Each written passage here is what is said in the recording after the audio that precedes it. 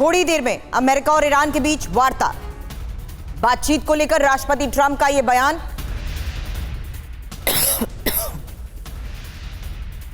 Trump का यह बयान कि मुझे लगता है कि ईरान डील करना चाहता है। ईरान एक टफ नेगोशिएटर है।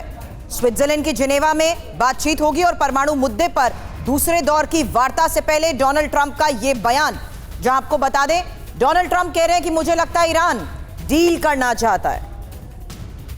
मनीष झा हमारे सहयोगी इस वक्त हमें ज्वाइन कर चुके हैं। मनीष, ये तो कह दिया कि ईरान डील करना चाहता है, लेकिन पूरी बात नहीं कह पाए। ईरान डील अपनी शर्तों पर करना चाहता है शायद।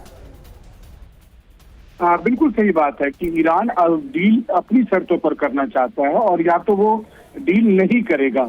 लेकिन जैसा कि प्रेसिडेंट ट्रंप ये बात कह रहे हैं कि उस समय डील कर ली होती तो हम B-2 बॉम्बर्स नहीं भेजते। जब पिछले साल जून में B-2 बॉम्बर्स के जरिए ईरान के न्यूक्लियर फैसिलिटी पर बमबारी की गई थी, तो वो साफ तौर पर कहना चाह रहे हैं कि आज अगर जो बातचीत हुई है, अगर ये डील की तरफ नहीं जाता है तो फिर इसी तरीके का परिणाम होगा। और लगातार हम अपने दर्शकों से कह रहे हैं कि दोनों पक्ष अपने अपने जिद पर अड़े हुए हैं।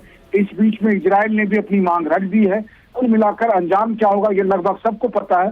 इन सब के बीच कुछ घंटे के भीतर अमेरिका और ईरान एक बार फिर बातचीत के लिए बैठेंगे और अगर प्रेसिडेंट ट्रंप के शब्दों में वो डील नहीं होती है तो फिर B-2 बॉम्बर या उससे बड़ी कार्रवाई देखने को मिल सकती है, जो लगभग तय मानी जा रही है। लेकिन बड़ी बात और बड़ा पेच यहां है कि इजराइल अपने टर्म्स पर अमेरिका को कन्विंस करना चाहता है कि बातचीत हो, क्योंकि वो पर्पस पहले भी मनीष सॉल्व नहीं हो पाया, जहां आप उसकी परमाणु क्षमता को सीमित करना चाहते थे। और आज के हालात में दावे तो ये किए जाते हैं कि ईरान इस हद तक तैयारी कर चुका है कि वो आसानी से परमाणु बॉम्ब बना सकता है। बिल्कुल, देखिए सबसे बड़ी बात यह है कि ईरान को लेकर ये कहा तो जा रहा है कि उसके पास 400 किलो यूरेनियम संवर्धित है और इसके अलावा उससे 1 दर्जन के करीब बम बनाने की क्षमता है।